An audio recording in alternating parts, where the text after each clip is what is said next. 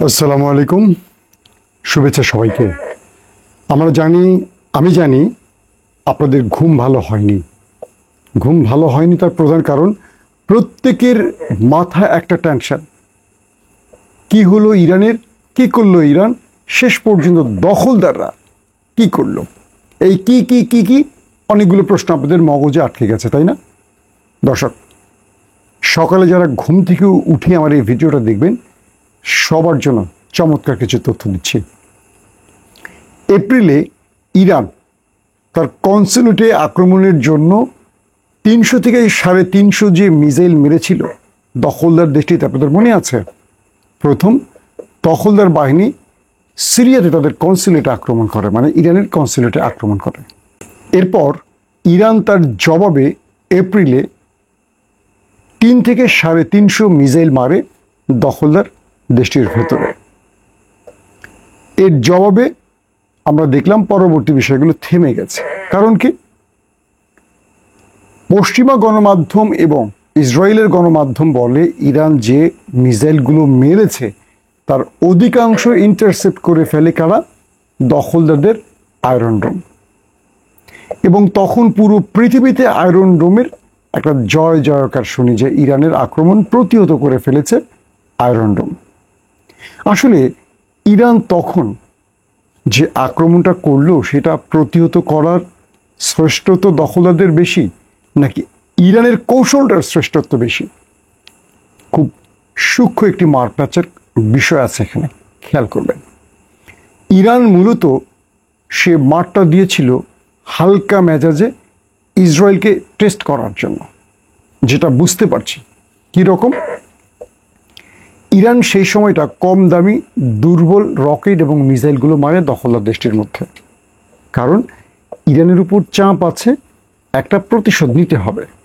Iran এই প্রতিশোধটা যদি ভয়ঙ্কর রূপে নেয় তাহলে ইরানের উপর ভয়ঙ্কর প্রতি উত্তর আসবে, এটা ইরান বুঝতে পারছিল। এটার চেয়ে বড় বিষয় হলো ইরান তার সক্ষমতা বুঝতে দিতে চায়নি দখলদারদের। খেয়াল করেন তো বিষয়টা। ওই সময় অধিকাংশ মিসাইল এবং রকেট দখলদার ইন্টারসেপ্ট করে, আমরা কম বেশি জেনেছি। ইন্টারেস্টিং ব্যাপার হলো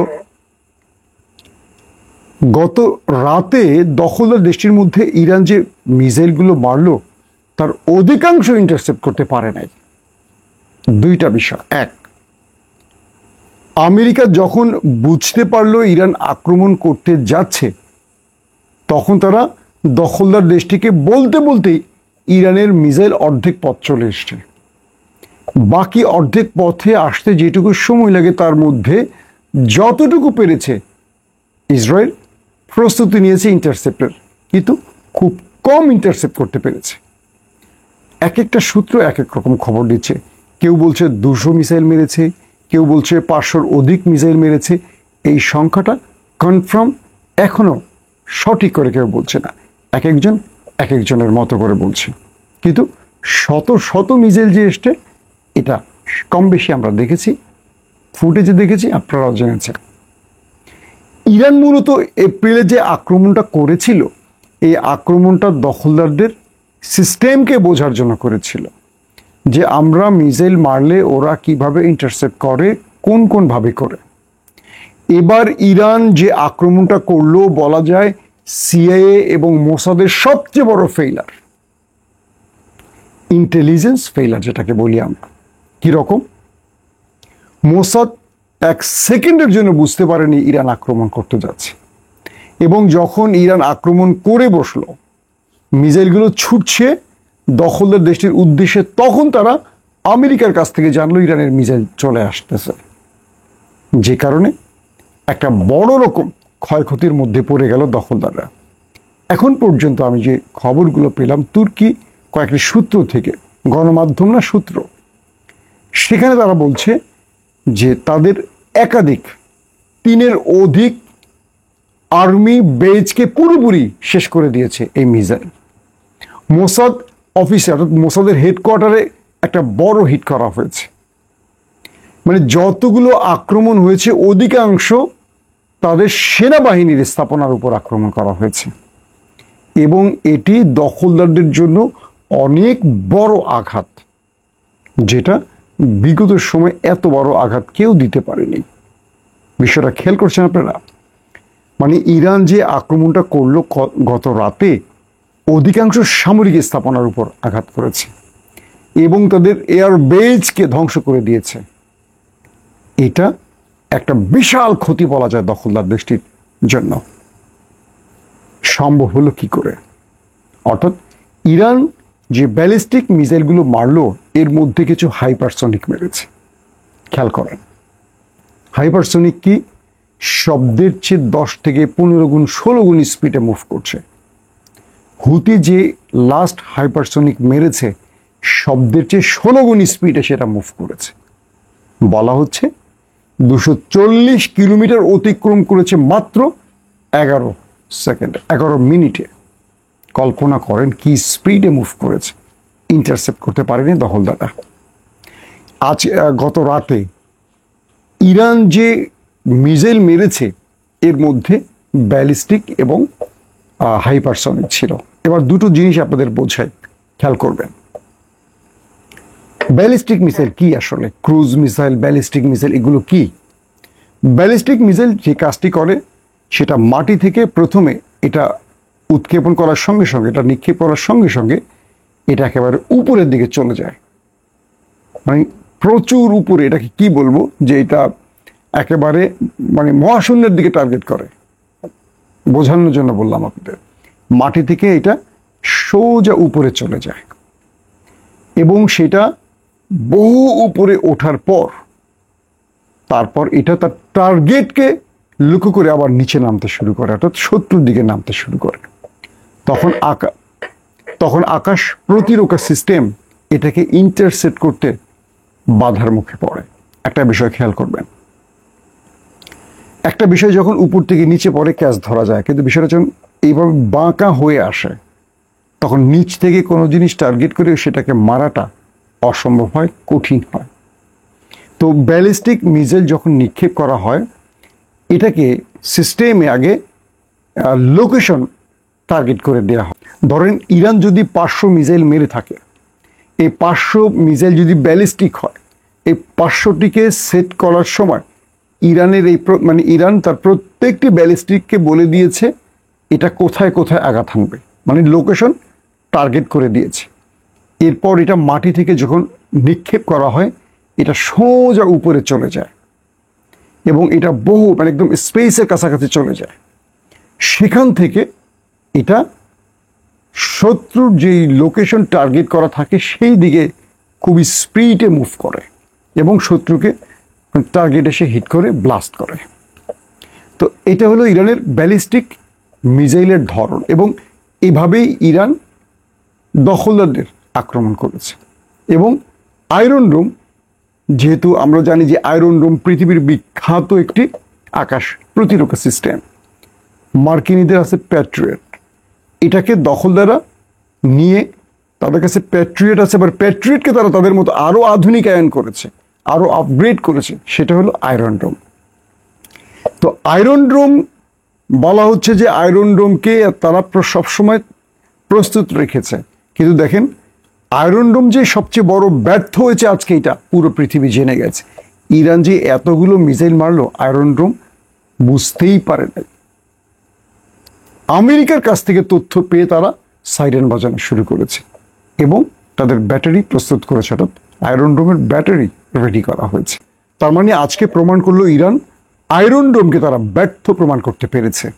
এটা দখলদারদের জন্য অনেক বড় একটা আঘাত গেল বিষয়টা। হাইপারসনিক, ইরান এই ব্যালিস্টিকের মধ্যে কিছু হাইপারসনিক মেরেছে। তো এই হাইপারসনিক আর ব্যালিস্টিক মিশ্রণ করে কেন মারলো?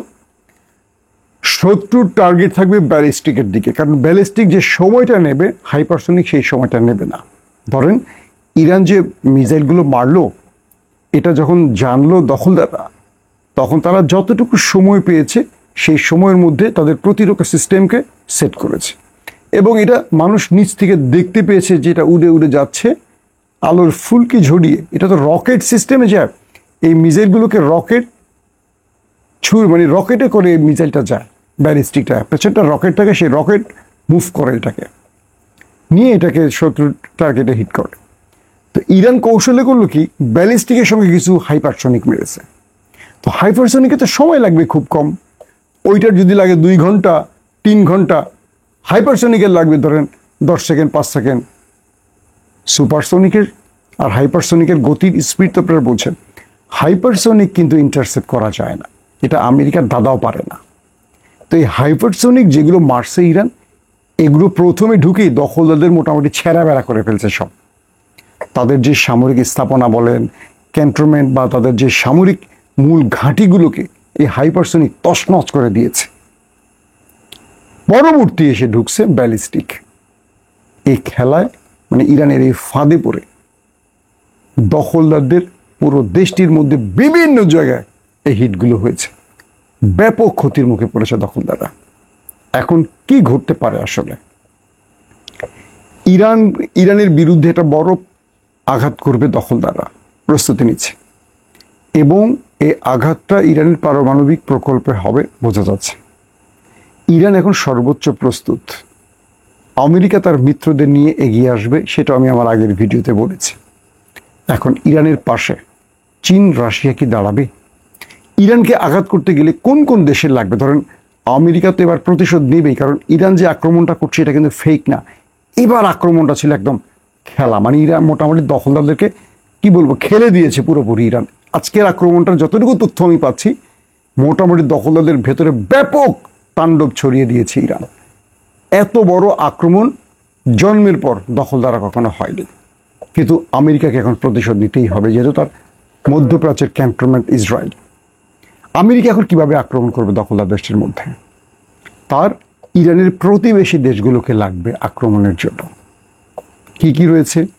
ইরাক, একদিকে রয়েছে আরব আমিরাত, অন্য পাশে রয়েছে ওমান, পারস্য উপসাগর, কাতার, কুয়েত, এই দেশগুলো, এই প্রত্যেকটা দেশে আমেরিকার ঘাঁটি রয়েছে। এই দেশগুলো কি আমেরিকাকে তার ঘাঁটি ব্যবহারের অনুমতি দেবে? তার উপর ডিপেন্ড করছে। অন্যদিকে ইরান যেহেতু আক্রমণটা করেছে রাশিয়ার গ্রিন সিগন্যালে, রাশিয়া এবার ইরানকে কি সহযোগিতা করে সেটাও এখন দেখার বিষয়। দর্শক, আমরা বলতে পারি যে কোনো সময় দখলদাররা ইরানে ব্যাপক আক্রমণ করবে। এক বাক্যে বলতে পারি আক্রমণ করবে না, আক্রমণ ধরেন করে ফেলছে, এরকমই একটা ব্যাপার। একটা মধ্যপ্রাচ্যে ভয়াবহ যুদ্ধ লেগে যাচ্ছে, এটা আর বন্ধ করার সুযোগ নেই। অর্থাৎ শেষ পর্যন্ত ইরান যে কারণে এতদিন নীরব ছিল, চুপ ছিল, মার খেয়ে সহ্য করেছিল, প্রতি উত্তর দেওয়ার পর, অর্থাৎ এটি চেয়েছিল নেতানিয়াহু যে ইরান একটা কি বলবো পাল্টা জবাব দেখ, সে জবাবটা আসছে এবার। ইরানের সাথে দখলদারদের একটা বড় সড়ো যুদ্ধ লেগে যাচ্ছে, পৃথিবী বা মধ্যপ্রাচ্যে একটা ভয়ঙ্কর যুদ্ধের দিকে চলে যাচ্ছে। প্রত্যেকে ভালো থাকবেন। আল্লাহ হাফেজ।